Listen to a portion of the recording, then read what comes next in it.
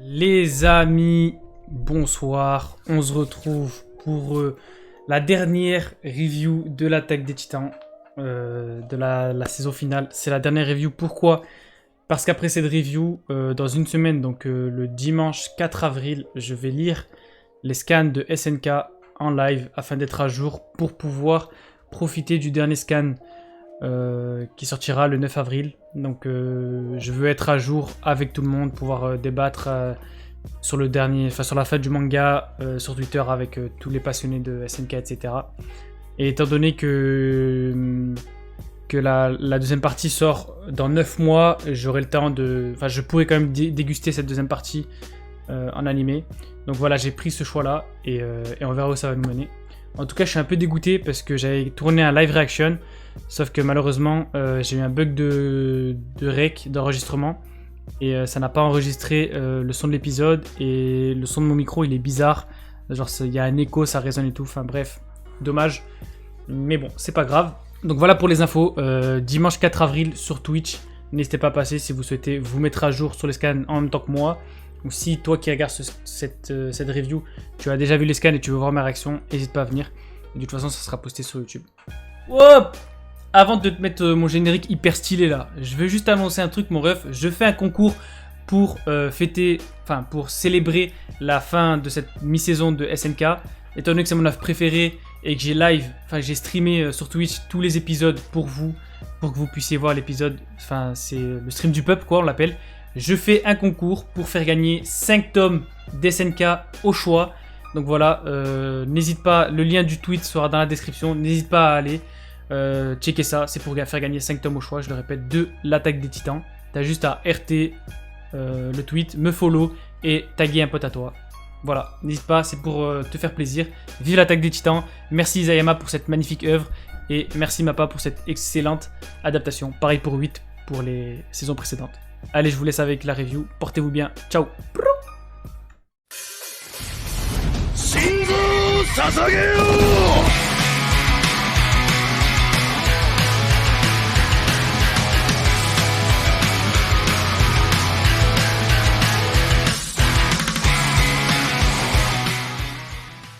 Alors on commence cet épisode avec Sieg.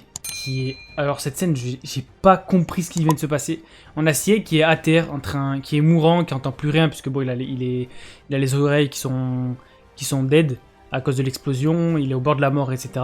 Il a une petite vision où il voit une jeune fille, avec toutes les infos qu'on a et tout, j'ai vu SNK des dizaines de fois. Je pense que c'est Ymir, genre la première, la reine Ymir, peut-être, la Ymir quoi, de base. Je suppose. Mais pourquoi il a cette vision? Je sais pas. Et là, il y a un titan qui vient, qui s'ouvre le ventre et qui met Sieg dedans.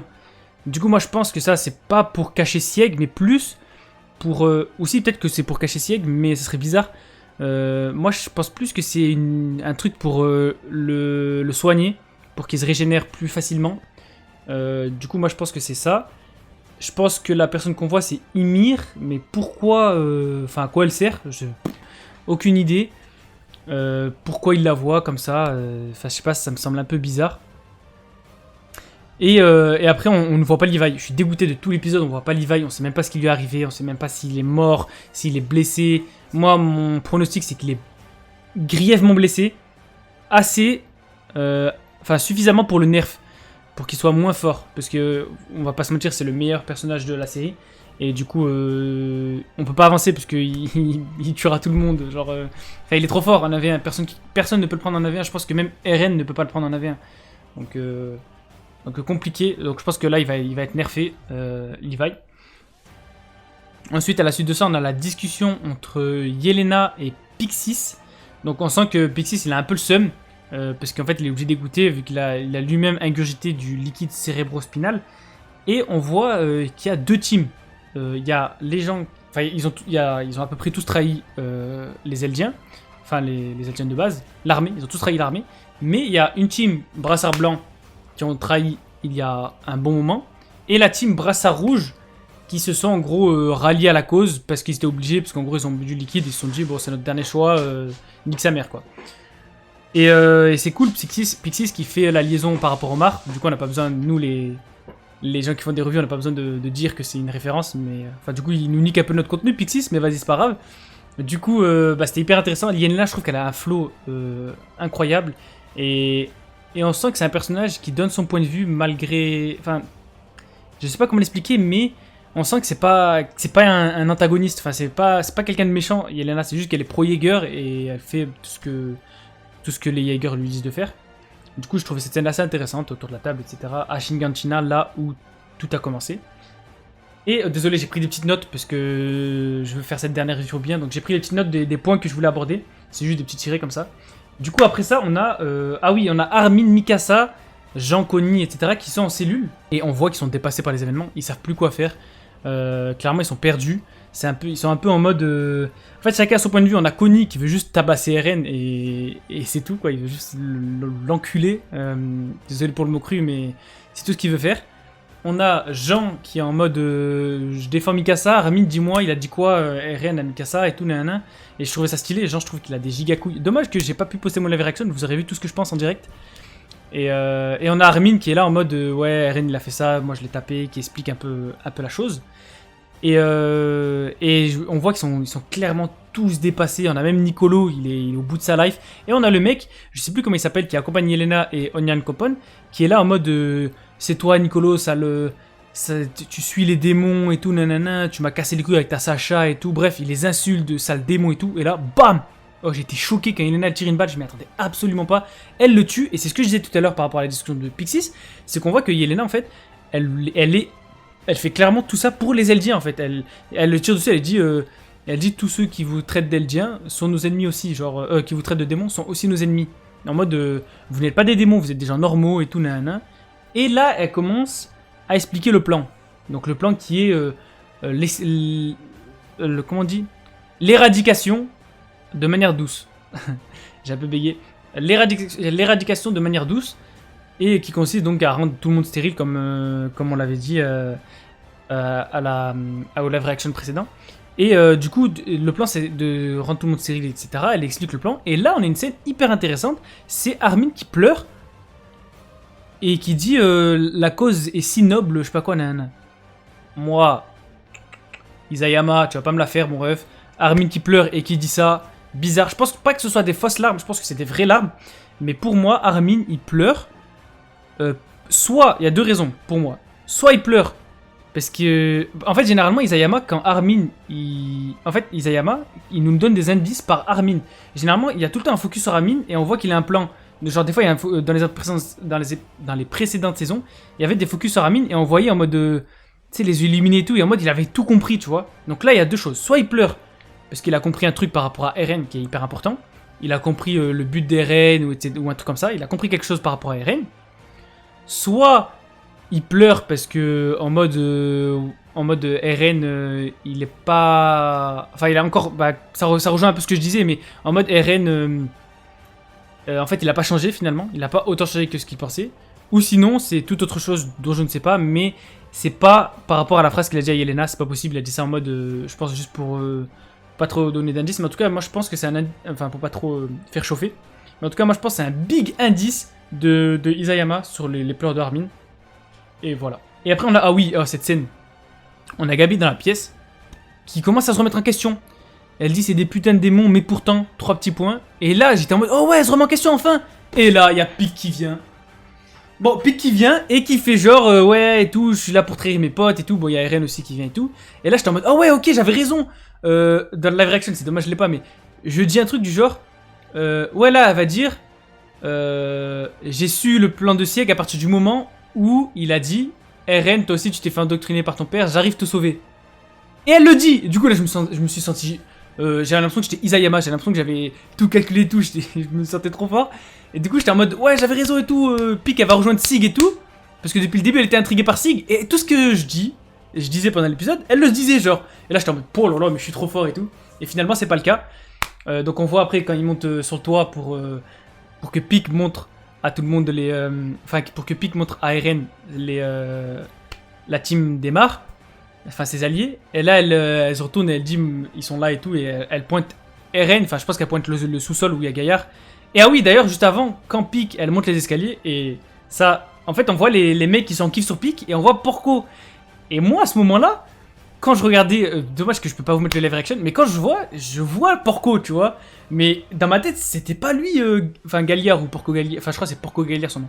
Mais pour moi, j'avais complètement zappé que c'était lui qui avait le Titan Mâchoire. Moi, j'étais là en mode, oh, il dit un truc, lui, c'est un personnage important, tu vois. Et en fait, c'est dédicace à Césu. C'est lui qui m'a dit, mec, t'as vu, on voit Galliard et tout, donc on savait qu'elle allait trahir. Et c'est vrai que j'ai pas du tout tilté à ce moment-là. Je vais vous mettre l'image de toute façon du moment où on va Galliard. Genre, j'étais en mode, c'est un personnage important, lui, il me dit un truc. Mais j'avais totalement oublié que c'était lui, le Titan Mâchoire. Mais bref, indice incroyable. Et là, Gaillard qui saute, qui croque Eren, arrivée démarre avec Reiner. Donc là, pour moi, ce qui va se passer, c'est simple. Déjà, il va y avoir Gaillard, Pique et Reiner contre. Soit il y a Gaillard, Pique, Reiner contre Eren, big bataille. Parce qu'Eren, il faut le dire, il a le titan mâchoire, il a le titan assaillant, il a le titan originel. Mais bon, il n'y a rien de puissant dans le titan originel tant qu'il n'y a pas le sang royal. Mais en tout cas, il a le titan assaillant et le titan marteau, donc il est hyper fort. Donc moi, je vois déjà un face-à-face Reiner-Eren, c'est sûr, un big face-à-face pour enfin mettre les choses au clair. Parce qu'il y a un truc qui est incroyable, c'est que je l'ai noté, c'est que 4 ans après avoir quitté Shiganshina et 9 ans après la première attaque, Reiner il revient à l'île du paradis une fois de plus pour sauver le monde. Et ça, c'est un truc de fou malade. La symbolique est folle. Tu te dis, Reiner, en fait, tout ce qu'il fait, c'est pour sauver le monde. Reiner, c'est le héros, entre guillemets. En fait, c'est tous des héros dans l'histoire. Mais Reiner, c'est une sorte de héros dans l'histoire d'un point de vue différent de celui d'Eren. Je sais pas si je me suis fait comprendre, mais Isayama est trop fort et du coup, c'est compliqué de l'expliquer. Mais bref, moi, ce que je vois, l'autre là qui se transforme, comment elle s'appelle, Pique qui se transforme pour protéger pour protéger Gabi, ça c'est sûr. Parce que Gabi là, déjà elle faisait la belle par rapport à Eren, au final elle fait que de se chier dessus, mais bref. C'est sûr que quelqu'un va devoir la protéger. Gaillard, je pense qu'il va se faire défoncer la gueule. Et Reiner contre Eren, c'est sûr, c'est inévitable. On l'a attendu. À Réveillon, on l'a pas eu. Parce qu'ils étaient les deux fatigués, c'était chaud. Mais là, c'est sûr, il va y avoir un big combat, c'est sûr, à 100 000%. Et aussi, qu'est-ce que je veux dire, Falco ou Sacha va encore avoir un rôle. Je continue de le répéter à chaque review, à chaque live sur Twitch qu'on fait. Pour moi, soit Falco, soit Gabi va avoir un rôle hyper... Ou peut-être les deux. Va avoir un rôle hyper important ou va avoir une action qui va clutch l'histoire. Parce que Sieg, dans le dirigeable, il a dit Gabi et Falco sont des erreurs de calcul. C'est un putain de foreshadowing et je vous le dis, c'est sûr à 1000% qu'ils vont avoir un rôle important. Déjà, on sait que là, la review elle est finie sur l'épisode. Maintenant, je vais en profiter pour dire mes théories avant que je lise les scans. Comme ça, je pourrais... Enfin, je fais ça pour vous et aussi, comme ça, moi, quand je lirai les scans, je vais revenir sur ma vidéo et voir ce que je disais, si j'avais tort, si j'avais raison, etc. Merci de ne pas spoiler dans les commentaires. Pour moi, Falco va avoir... c'est vraiment des trucs de tête, j'ai rien noté, donc je pense que j'ai oublié certaines de mes théories, mais c'est pas grave. Pour moi, Falco va avoir un titan, parce que épisode 1 de la saison 4, on le voit, clairement, il s'imagine en train de trancher des titans, je sais pas quoi. En plus, il y a un petit foreshadowing où il dit ah, t'as de la chance d'avoir des ailes, vol. Ça, c'est le premier foreshadowing. Deuxième foreshadowing, rappelez-vous la réunion démarre en mode il faut commencer à penser au prochain titan bestial. Il y a un des dirigeants Marc qui dit il n'existait pas un titan ailé. Foreshadowing, 2 fois qu'on parle des ailes, donc il va y avoir un titan ailé. Mais pour avoir un titan ailé, le problème, c'est qu'on est d'accord que le plus probable, ce soit que le titan bestial soit transféré à un autre prétendant, entre guillemets. Sauf que je vois pas Sieg mourir. Et Xaver, du coup je l'ai pas fait de review j'ai oublié de poster ma review du double épisode de la semaine dernière, mais vas-y je vais le dire là. Dans l'épisode précédent, on voit le passé de Xaver qui pense à sa femme qui est morte, et on voit un petit bouc, un petit mouton. Je disais mouton avant, mais mon pote m'a repris, il m'a dit qu'il faut dire bouc. On voit un petit bouc, donc foreshadowing, comme pour la saison 3, où on voit bébé Sieg qui tient une peluche de singe. Pour moi, l'ancien titan bestial était un bouc. Donc ça sous-entend que chaque détenteur du titan bestial a un animal différent. Donc, tôt ou tard, soit Sieg il perd son titan, et là, je pense que ça serait, ça serait Falco ou quelqu'un d'autre, ou le bébé d'Historia ou quoi, qui a le titan bestial et qui devient un titan ailé. Soit, ça serait bizarre, je sais, Déjà, il prend pas pour moi, il prend pas le titan de Reiner, parce que Reiner, c'est trop un personnage important. Donc je le vois pas mourir dès maintenant. Là, tout de suite, je pense il va encore avoir un rôle hors son combat avec Eren. Il va encore avoir un rôle important, je pense. Donc je vois pas Falco avoir le titan cuirassé. Je vois plus Gabi avoir le titan cuirassé en vrai. En plus, c'est une Braun, c'est la lignée de Reiner. Logiquement, en plus, c'est la meilleure. Je pense que si Reiner venait à mourir, même si je pense pas qu'il va mourir, s'il venait à mourir, ça serait plutôt Gabi. Et là, du coup, tu te dis, c'est là l'erreur de calcul, c'est que Gabi va réussir à avoir le titan cuirassé, alors que si elle n'était pas montée en dirigeable, elle l'aurait pas eu. Soit Falco va avoir le titan. Parce qu'en gros, il peut pas avoir le titan d'Eren, parce qu'Eren c'est le protagoniste. Il peut pas avoir Sieg, parce que Sieg, sans Royal et tout, c'est lui qui va mener le grand terrassement ou la mort douce, etc. Elle peut avoir le titan charrette, mais c'est de la merde le titan charrette, donc ça m'étonnerait. Reiner, je le vois pas mourir, comme je l'ai dit. Donc, il resterait Galliard, le titan mâchoire. Mais, là, je me suis dit, il peut avoir le titan mâchoire parce qu'il y a... Ah oui, il peut pas avoir Pique, parce que Pique, elle a jamais tranché de titan. Donc, Falco, il peut pas avoir des souvenirs de trancher des titans si Pique n'a jamais tranché de titan. Donc, Reiner, je le vois pas mourir. Sieg non plus. Eren, c'est impossible. Pique, elle a jamais tranché de titan. Donc, il reste que Galliard, titan d'Ymir. Ymir a déjà tranché des titans, donc... Ça expliquerait le passé de... Enfin, les flashbacks de Falco. Et là, je me suis dit... Mais c'est un titan mâchoire. Il peut pas être ailé, le titan mâchoire. C'est pas possible. Et là, je me suis dit... Est-ce qu'il y a des oiseaux qui ont des mâchoires fortes, type des mâchoires aussi fortes qu'un casse-noix, quoi. Et j'ai tapé sur internet et j'ai trouvé un dinosaure qui s'appelle le ptérodactyle. Je sais pas, dites-moi dans les commentaires si ça s'appelle comme ça, j'ai oublié. Le ptérodactyle. Et donc, ça serait... le titan de Falco. Mais je trouve que c'est hyper tiré par les cheveux. Et déjà, ça serait bizarre, un peu un titan ailé, mais mâchoire. Bizarre. Donc voilà, à voir à ce sujet-là. Et ce que je voulais ajouter, c'était aussi... Il y a... Pique aussi, on apprend aussi que du coup, Pique, elle fait pas confiance au Mar, mais elle fait confiance à ses compagnons, genre Reiner, Galliard, etc. Pour moi aussi, je voulais ajouter, je suis désolé là, je reprends en cours de route, je voulais ajouter aussi que pour moi, Eren il avait un deuxième plan, parce qu'en fait ça je le dis dans ma review de double épisode, mais je l'ai pas posté, je vais la poster, du coup je le dis là. Pour moi, Eren il a un deuxième plan aussi, ça m'étonnerait qu'il suive ses équés sur son plan d'extinction, alors que lui son but c'est d'être libre depuis le début.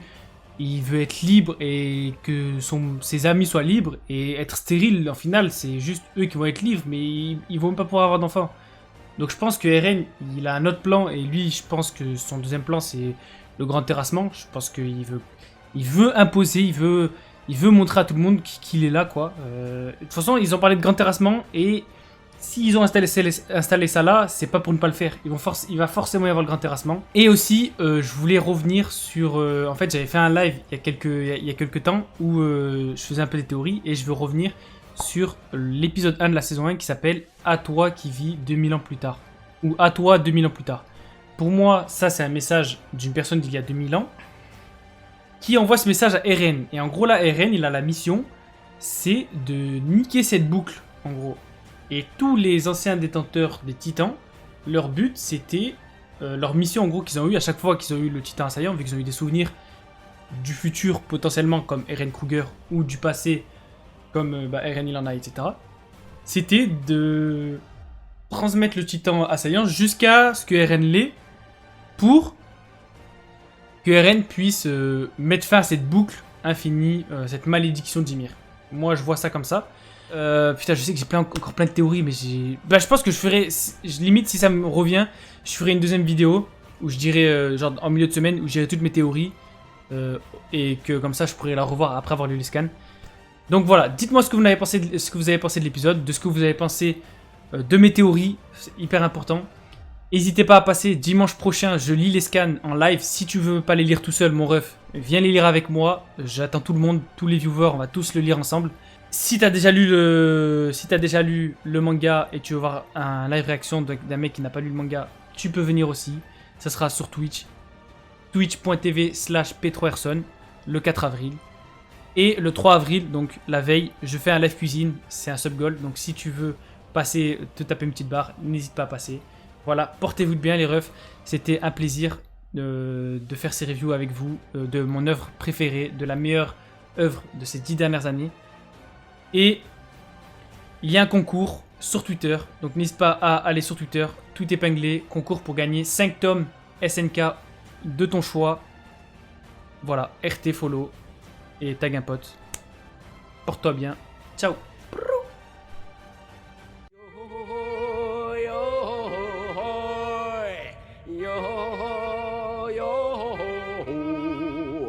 ビンクスの酒を届けに行くよ。海風気任せ波任せ